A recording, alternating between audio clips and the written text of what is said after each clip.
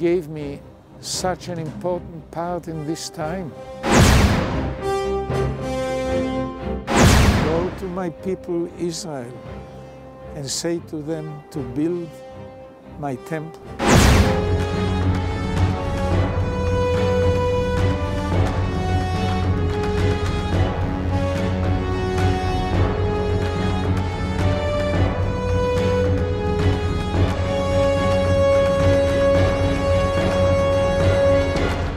Ja, es ist sehr bedrückend und sehr schlimm, was Martin Luther hier formuliert.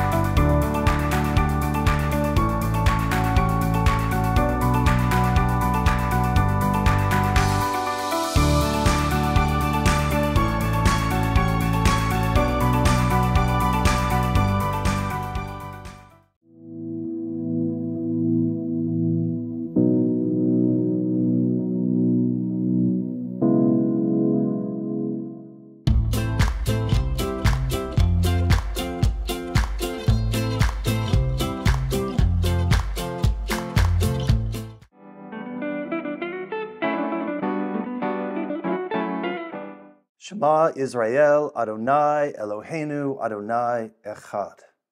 이스라엘아 들으라. 주 우리 하나님, 주는 하나이시라. 오늘도 예슈아를 여기 초청합니다. 다시 한번 저희에게 토라를 열어주소서. 성경이 살아나게 하소서.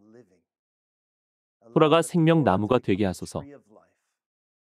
저희 마음으로 하나님의 원칙들을 붙잡게 하시고 본문에서 하나님을 보게 하셔서 주님이 원하시는 것을 이해하게 하소서.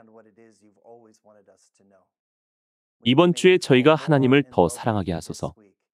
이스라엘과 저희에게 신실하신 하나님 안에서 저희가 더욱 성장하게 하소서. 예슈아의 이름으로 기도합니다. 아멘. 이번 주 토라 포션은 바이가시이며 그가 다가왔다라는 뜻입니다. 창세기 44장 18절에서 46장 27절이고 요셉의 이야기를 계속 보겠습니다. 지난주 파라샤와 이번 주 파라샤 사이에 갑자기 이야기가 끊어졌습니다.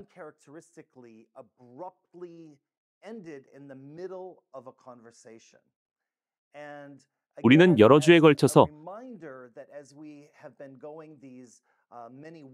창세기에서 하나님이 우리를 위해 예비하신 것을 살펴보고 있습니다. 우리는 그동안 배운 것을 모두 기억해야 합니다.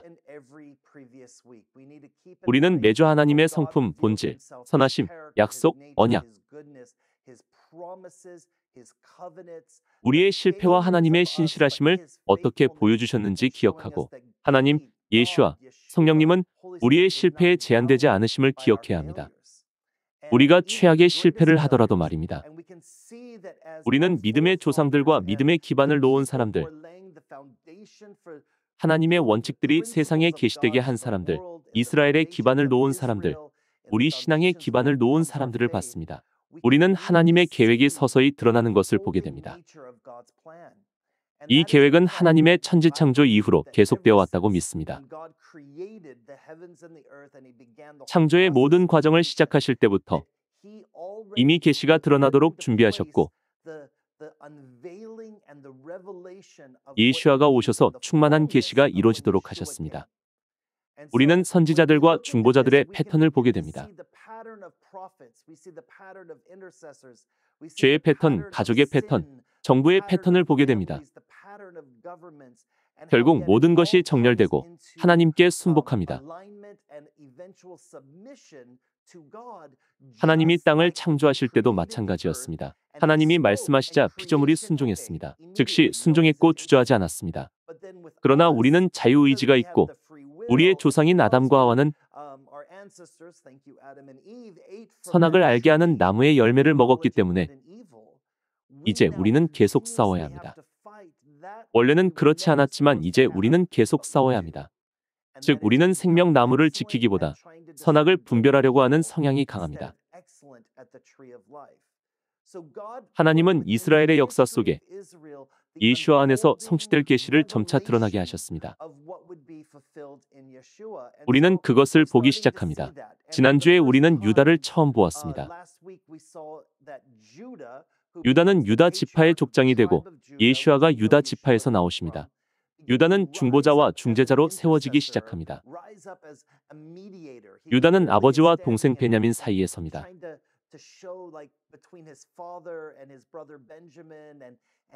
유다는 아버지가 죽거나 고통받지 않게 하려고 했고 가족도 불순종으로 인해 고통받지 않게 하려고 합니다. 그들은 아직 요셉이 누구인지 모릅니다. 다만 그들이 아는 것은 바로의 수하에 있는 애굽의 최고 지도자를 만났다는 것입니다.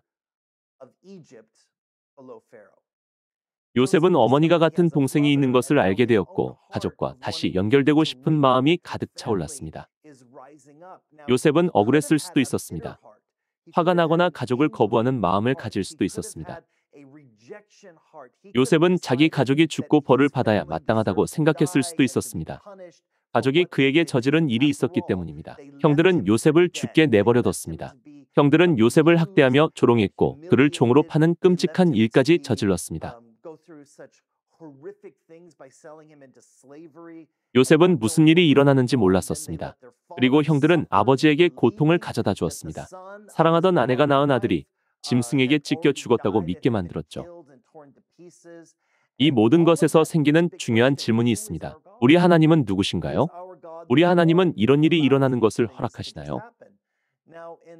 매일의 순간과 삶 속에서 하나님의 계획이 여러 세대에 걸쳐 전해지는 것을 볼 때 우리 시대에도 나쁜 일이 많이 일어날 수 있다는 것을 아실 겁니다. 그러나 하나님의 때가 되고 그분의 성품과 본질의 기반을 나타내실 때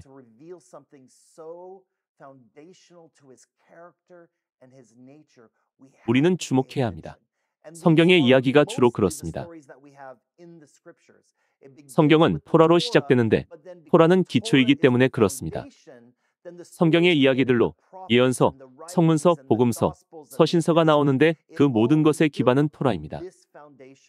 이러한 각각의 이야기들은 모두 같은 중요성을 갖습니다. 우리 하나님이 누구신지에 대해 더욱 강조하는 이야기이기 때문입니다. 또한 그 이야기들은 하나님과의 관계 속에서 우리가 누구인지를 보여주고 그분이 세상에서 어떤 일을 행하시는지 보여줍니다. 우리가 알다시피 예수아는 아도나이, 아돈이시며 예수님은 주님이십니다. 우리가 이것을 알 때 다음 말씀을 이해할 수 있습니다. 아브라함이 나기 전부터 내가 있느니라. 본문에서 요셉이 형들의 관에 꾀를 써서 점칠 때 쓰는 은잔을 베냐민의 자루에 넣었습니다. 결국 그들은 모두 체포되었습니다. 그들은 결백을 주장하다가 자기도 모르게 이런 말을 했습니다. 우리 중에 그 죄를 지은 사람은 누구든지 당신의 종이 될 것입니다. 그러고 나서 베냐민의 자루를 열었더니 은잔이 거기 있었습니다. 베냐민은 그것이 왜 자루에 있는지 몰랐습니다. 이 모든 건 요셉이 그들을 애굽에 붙들어 두려고 세운 계획이었습니다. 하지만 우리는 요셉의 진실한 마음을 알 수 없습니다.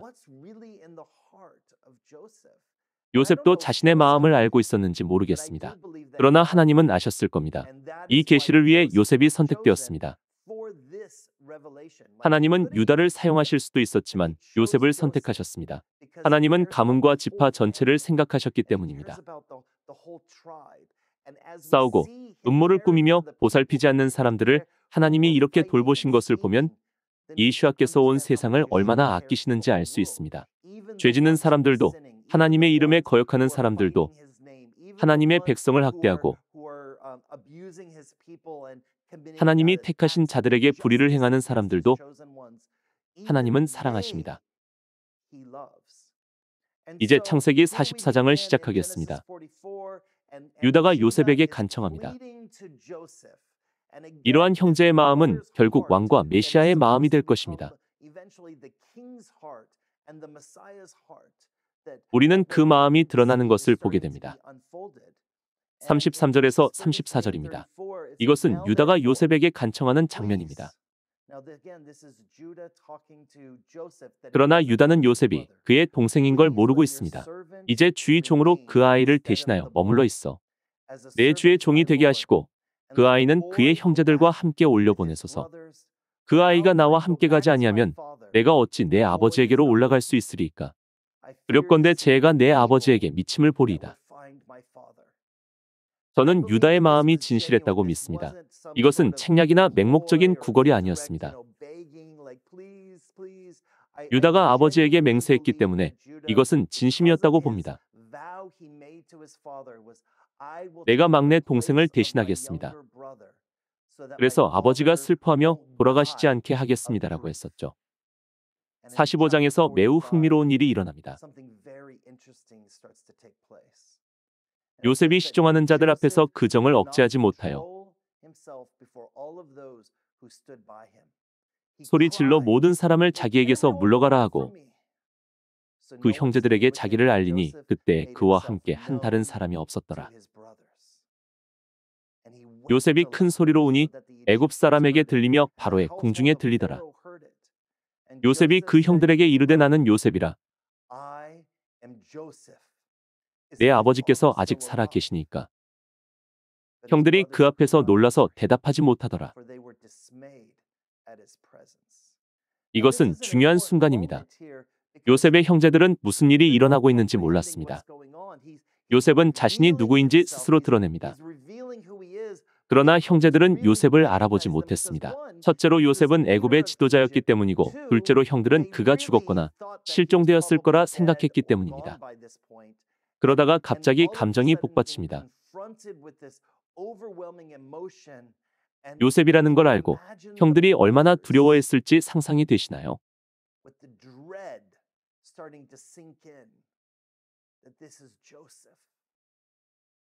예슈아가 자신을 얼마나 많이 드러내셨는지 생각해 보세요. 예슈아를 알아본 사람들도 있었을 것이고 알아보지 못한 사람들도 있었을 것입니다. 모두들 똑같은 반응과 두려움을 느끼고 이제 어떻게 하지? 라는 질문을 했을 것입니다. 이것은 매우 의미심장한 일입니다. 이제 어떻게 하지? 라는 질문이 생길 때 보통 사람들이 보이는 반응은 분노, 폭력, 복수입니다. 눈에는 눈으로 갚아서 심판하겠다고 할 겁니다. 그럴 만도 합니다. 우리에게 다른 것을 보여줄 수 있는 요소는 없습니다.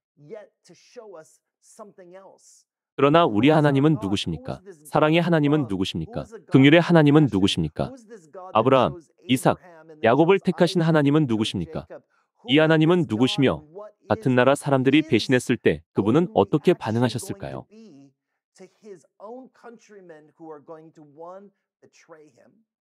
또 모든 피조물이 하나님을 배신한다면 그분은 어떻게 반응하실까요? 요셉이 형들에게 이르되 내게로 가까이 오소서. 그들이 가까이 가니 생각해 보세요.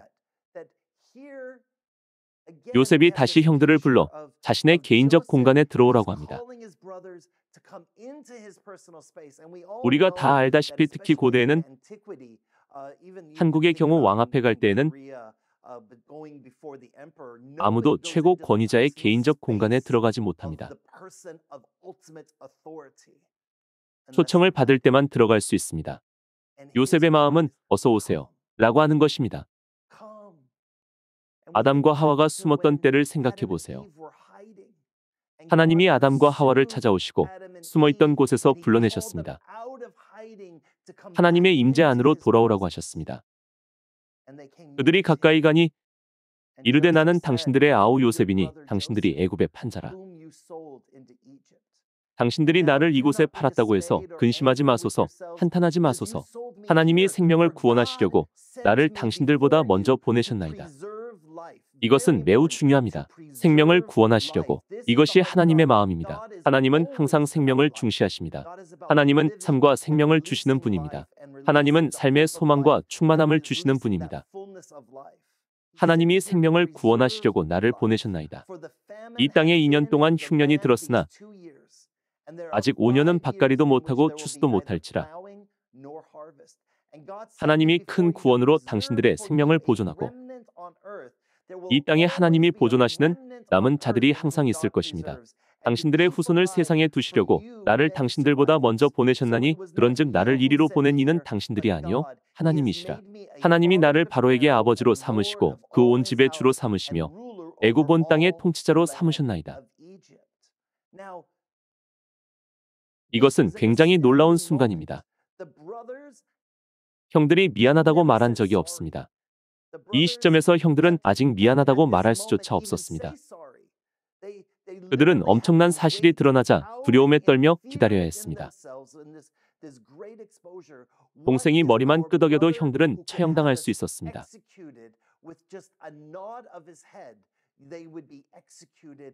그리고 아무도 그들을 기억하지 않을 것입니다. 그러나 요셉이 말했습니다.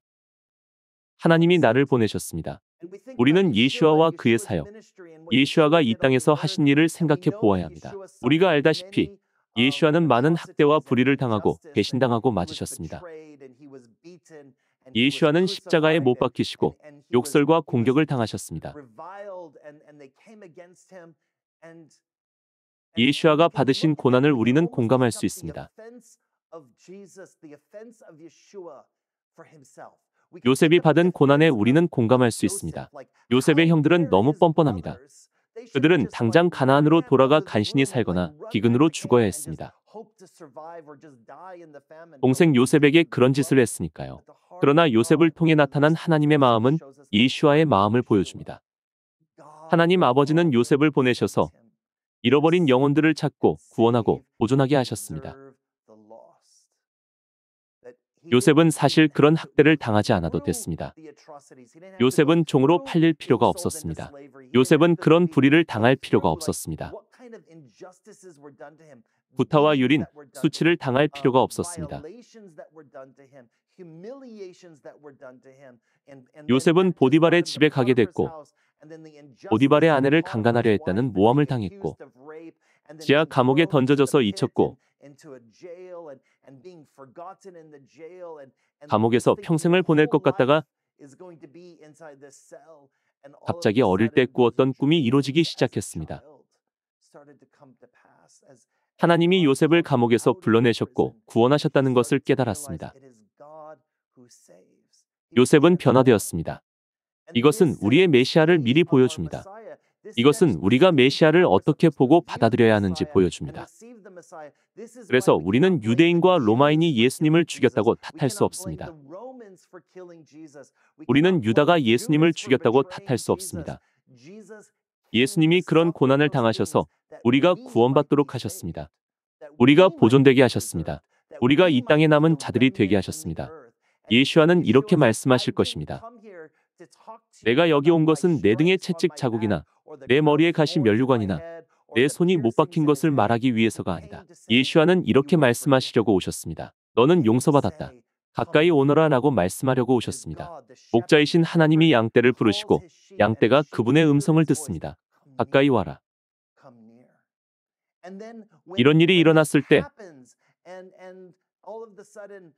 바로는 요셉의 형들이 요셉을 어떻게 대했는지 모릅니다.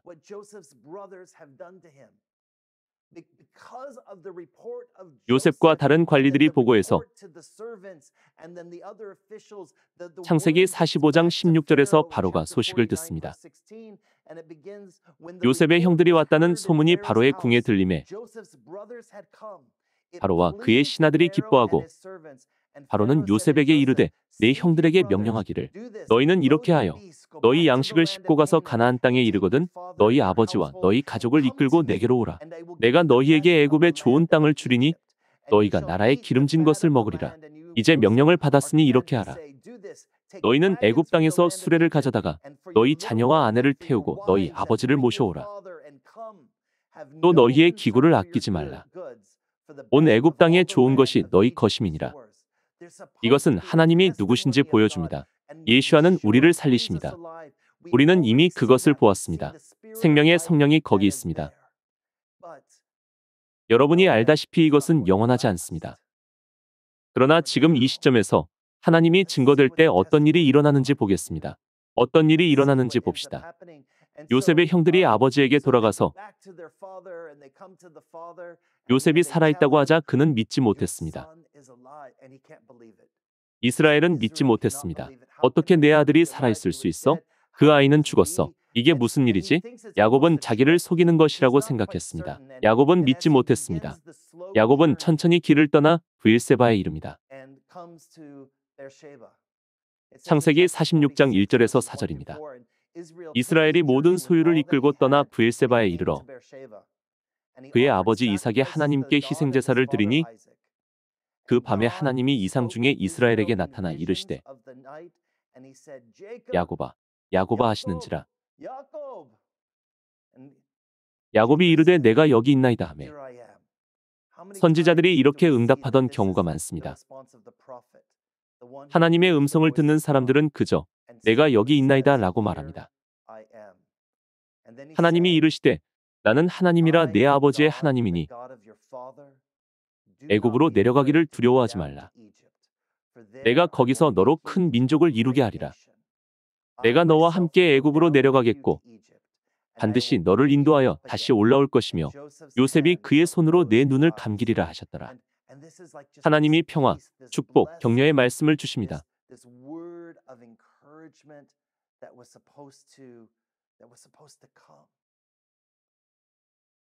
이것은 하나님이 우리 모두에게 주시는 말씀입니다. 하나님이 원하시는 길을 가고자 한다면요. 그 길을 갈 때 우리는 두려워할 필요가 없습니다. 하나님이 우리와 함께 계실 것이기 때문입니다. 그렇다고 해서 역경이 없을까요? 아닙니다. 시련과 환난이 없을까요? 시련과 환난이 있을 것입니다. 그 의미는 요셉처럼 모든 것을 기쁨으로 여기라는 것입니다. 예수님처럼 모든 것을 기쁨으로 여기라는 것입니다. 우리도 모든 것을 기쁨으로 여길 수 있습니다. 우리는 용서하고 자비를 베풀 수 있습니다. 우리는 요셉처럼 될 수 있습니다. 왜냐하면 예수아가 우리 안에 계시기 때문입니다. 그것이 예수아의 직책과 은혜입니다. 이러한 하나님의 은혜가 창세기에 나타납니다. 그리고 요한계시록과 오늘날까지 항상 계속될 것입니다.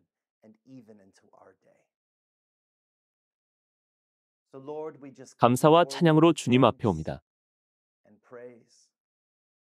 저희 마음과 생각을 계속 열어주소서. 저희 영을 계속 열어주셔서 토라에 있는 예수아의 계시 안에서 움직이게 하소서. 그래서 주님의 은혜, 자비, 용서를 보게 하소서. 주님은 늘 그렇게 역사하셨고 앞으로도 늘 그렇게 역사하실 것입니다. 주님, 저희가 요셉 같게 하소서. 용서할 마음과 능력을 주시고 그래서 우리 인생의 가장 어두운 시간을 인생의 간증으로 바꾸게 하소서. 이를 통해 예수아가 찬양받게 하소서. 예수아의 이름으로 기도합니다. 아멘.